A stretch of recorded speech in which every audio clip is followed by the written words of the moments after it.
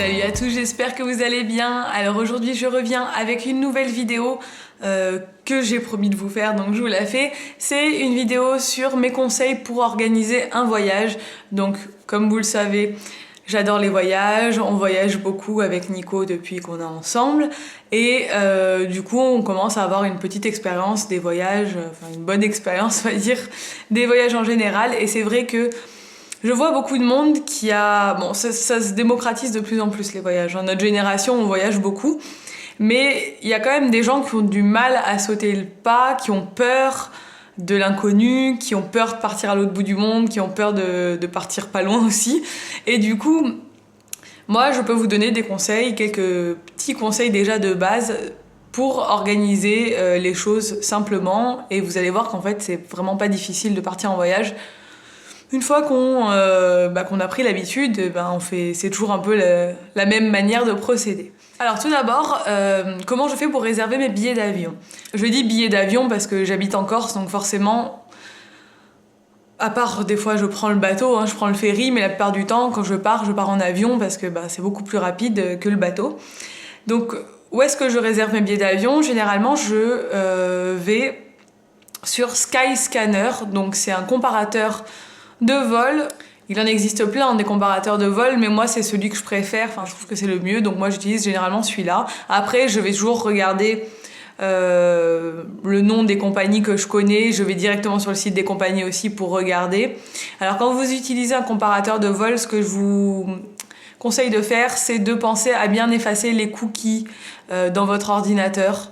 Donc ça, moi je suis pas du tout une informaticienne, donc si vous voulez le faire, je vous laisse regarder sur internet comment faire, effacer les cookies. C'est comme effacer l'historique, mais un peu plus poussé, parce que quand vous tapez une recherche sur un comparateur de vol, ça reste enregistré dans votre ordinateur. Enfin, le site sait que vous êtes déjà venu par rapport à votre ordinateur, et le risque, c'est que si vous y retournez plusieurs fois, les prix augmentent en fait. Alors que si vous vous connectez jamais avec la même adresse IP, Internet, ou que vous avez effacé les cookies, vous avez toujours le prix minimum. Donc ça, c'est bien.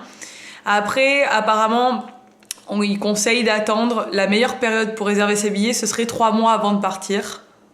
Mais ça, c'est un peu aléatoire. Soit vous réservez très très longtemps à l'avance et vous avez des bons prix, soit au dernier moment, donc dans les 3 mois avant de partir.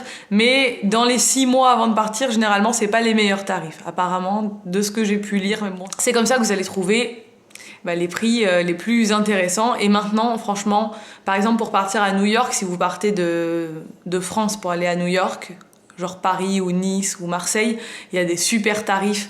Vous allez trouver franchement des trucs hallucinants. Donc ça, faut vraiment... Des fois, on peut penser que partir aux États-Unis ça va coûter cher, mais pas toujours en fait. Il faut vraiment regarder et comparer. Ensuite, une fois que vous avez trouvé les vols qui vous intéressent, faites bien attention à regarder la durée des vols, donc la durée des correspondances, parce que des fois, il y a des correspondances... qui sont juste pas possibles, quoi. Surtout si vous voyagez en famille. Si vous voyagez en famille, ça je l'ai déjà dit, pensez à prendre plutôt des vols de nuit que de jour, pour que les enfants dorment. Et que vous aussi, par la même occasion, parce que ça peut être long, un long courrier. Ensuite, faites aussi attention à l'heure d'arrivée. Parce que si vous arrivez dans une ville où l'aéroport est un peu excentré et que vous arrivez très tard, ça peut être compliqué de rejoindre le centre-ville, donc c'est bien de regarder aussi les heures des vols et de faire attention à ça et de pas prendre juste le moins cher sans regarder dans le détail. Ensuite, avant de réserver mes hôtels, parce qu'on pourrait se dire, une fois que tu as pris les billets d'avion, tu réserves de suite les hôtels. Moi, avant de réserver les hôtels, je vais me renseigner sur la ville où je vais, donc si c'est une ville ou si c'est un pays, sur la ville où on arrive et où on va rester, pour connaître les meilleurs coins évidemment de la ville et trouver des trucs sympas, parce que pareil, après je vais faire une recherche par rapport au prix des hôtels ou du logement, mais tant qu'à faire, que ce soit dans un quartier cool. Des fois vous pensez que le centre-ville c'est le quartier le plus sympa parce que vous allez faire dans votre recherche hôtel en centre-ville, alors qu'en fait les quartiers sympas ils sont pas dans le centre, ils sont plus, il y a différents quartiers sympas, donc faut bien se renseigner. Moi j'achète des livres. Je les ai mis là. Des livres comme ceci, donc il en existe plein. Vous avez le Lonely Planet, donc moi j'achète très souvent le Lonely Planet. On a le guide du routard. On a le guide évasion, le Cartoville, enfin voilà, tout ce genre de petits bouquins. Moi, je les trouve super. Par exemple, là, si vous partez un week-end en Europe, vous avez dans ce petit livre tout ce qu'il y a à faire dans la ville avec les restos, les trucs, etc. Et généralement, moi, j'achète souvent le Cartoville d'ailleurs pour le plan qu'il y a dedans. Parce que je me sers évidemment beaucoup du plan quand je suis en train de visiter une ville. Donc en fait, voilà, d'abord je me renseigne en gros sur la ville et une fois que je me suis bien renseignée sur les quartiers sympas, je vais chercher mon hôtel. Donc les hôtels, généralement, je les réserve sur Expedia ou Booking ou sur TripAdvisor quand je vais en hôtel. Donc je regarde déjà le prix des hôtels parce que c'est toujours agréable d'être dans un hôtel. Donc si je peux en trouver des sympas et pas trop chers, je vais dans un hôtel. Si vraiment les prix des hôtels sont exorbitants, parce qu'il y a des villes où les prix des hôtels c'est juste hallucinant, là je vais regarder sur Airbnb. Je regarde toujours de toute façon sur les deux parce qu'on peut trouver des trucs très sympas en hôtel ou sur Airbnb. Donc Airbnb, pour ceux qui connaissent pas, c'est des réservations soit de logement seul, donc vous louez un appartement à quelqu'un, soit vous louez une chambre chez quelqu'un. Donc nous on a déjà testé les deux. Par exemple, quand on était à Los Angeles, les prix des hôtels, comme à San Francisco d'ailleurs, mais à San Francisco, on avait réussi à trouver un hôtel. Mais à Los Angeles, les prix des hôtels étaient franchement hallucinants. On avait loué une chambre comme ça chez l'habitant et c'était super parce que c'était dans une très belle villa, les gens étaient super, il y avait un méga petit-déj, donc c'était très agréable. C'est sympa de faire ça pour découvrir la culture des gens quand vous allez dans des pays où il y a vraiment des cultures différentes. C'est sympa parce que le prix généralement est beaucoup moins cher qu'un hôtel. Nous aussi, on a déjà loué des appartements seuls. Par exemple, à Copenhague, quand on était parti avec des amis, on avait loué un appart sur Airbnb qui était magnifique parce que les gens, les habitants des pays du Nord, ils ont des goûts fantastiques en termes de décoration. Donc on avait un appart génial dans le centre, très joli. Donc ça peut être super sympa de faire ça aussi. Je pense que là, quand on va partir, je vais trouver des Airbnb assez cool parce qu'aussi vous pouvez trouver des logements un peu atypiques et ça c'est toujours sympa aussi. Ensuite, pour ceux qui ont vraiment pas beaucoup de budget à accorder à ça, vous pouvez aussi réserver une auberge de jeunesse, enfin une chambre dans une auberge de jeunesse, donc un lit plutôt dans une auberge de jeunesse. Ça aussi, je l'ai déjà fait avec une copine quand on est parti à Londres quand on était plus jeune et on avait réservé un lit dans un dortoir de filles, donc on était 6 ou 7 filles à dormir dans cette chambre. Vous avez des casiers pour mettre vos affaires, donc ça c'est sympa à faire quand vous êtes jeune. Je dis pas que je suis vieille, hein, mais quand vous êtes jeune, parce que vous n'avez pas beaucoup de budget pour le logement, vous rentrez juste pour dormir, donc vous en foutez que ce soit bien grand ou quoi, confortable, on s'en fout un peu. Et à Londres, surtout, il y a des auberges de jeunesse très très sympas. Et donc voilà, ça aussi, il faut y penser, on n'y pense pas forcément. Ensuite, pour louer la voiture, je fais comme pour les avions, je passe par des comparateurs de loueurs de voitures. Donc vous tapez location de voiture États-Unis, par exemple, vous allez tomber de suite sur des comparateurs. Et là, je vais au moins cher. Donc quand on était parti pour faire notre road trip sur la côte ouest, on était passé par Alamo. C'est un des moins chers. C'est une compagnie. Après, en Angleterre, en Irlande, on était passé par Avis, je crois, ou Budget. Enfin, c'est jamais pareil, en fait. Je tape ma recherche dans le comparateur et ça me sort les voitures les moins chères et je prends les moins chères. Alors après, vous avez différents types de voitures, vous pouvez choisir la catégorie, les options.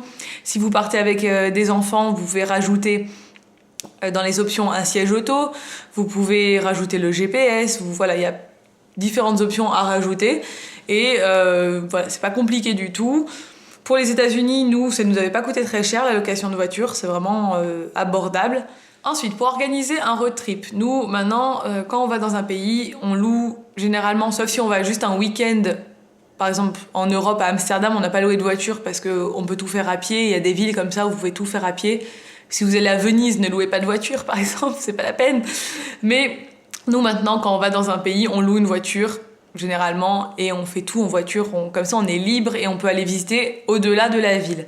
Par exemple, quand on est allé en Irlande, on a loué une voiture, on a visité Dublin et après on est parti et on a visité l'Irlande. Quand on est parti en Angleterre, dernièrement, pareil, on a loué une voiture et on s'est fait un road trip Angleterre, Pays de Galles. Voilà, maintenant on aime bien découvrir en voiture parce qu'on découvre beaucoup plus de choses comme ça, mais parce qu'on est un peu habitué aussi à voyager, donc on n'a plus d'appréhension par rapport à ça. Et quand on a fait notre road trip sur la côte ouest,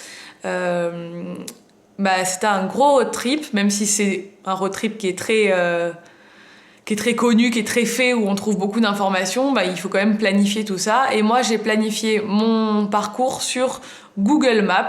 Donc, vous allez sur Google Maps ou Mappy ou une carte comme ça. Et vous faites tous vos trajets comme ça et vous avez exactement les temps de route en voiture. Et moi, je me suis tracé tout mon petit trajet comme ça sur Google Maps. Et voilà, c'était pas compliqué. J'ai juste regardé sur les cartes et combien il y avait. J'ai organisé mon voyage comme ça en voyant combien il y avait de distance entre chaque ville. Et du coup, je me suis fait mon circuit dans l'ordre des villes qu'on allait faire et par rapport au temps de trajet. Et c'est comme ça qu'on s'organise. Donc après, vous pouvez vous réserver dans des agences de voyage des road trips tout faits, des choses toutes faites que vous allez faire en bus ou quoi. Mais après, moi, je trouve que c'est beaucoup plus sympa de faire vous-même en voiture parce que vous allez voir des choses super, vous allez découvrir plein de choses sur la route vous-même. Enfin, moi je trouve ça génial, vous arrêtez quand vous voulez. On a déjà fait une fois, au tout début de nos voyages, on était partis en Écosse et on avait fait une excursion comme ça en bus. Et ça m'avait pas du tout plu parce que le bus s'arrêtait à des endroits très touristiques, dans des restos, enfin vraiment dans des trucs déterminés. Et moi, j'aime bien être libre et découvrir le pays comme je l'entends, donc voilà. Pour déterminer les activités que vous allez faire pendant vos vacances, donc vous allez reprendre votre petit livre et je vous conseille aussi de regarder sur Internet parce que vous trouvez tout sur Internet, évidemment. Donc par exemple, vous voulez partir à Venise. Je prends Venise, c'est le premier de la pile. Si vous voulez partir à Venise, donc là déjà, par rapport à votre petit bouquin, vous avez tous les quartiers et par quartier, ce qu'il y a à faire. Ensuite, moi, donc déjà, je regarde ça. Donc ça, c'est la base. Donc déjà, je repère les grands trucs à faire, les monuments à voir et les choses un peu connues de la ville qu'il faut voir.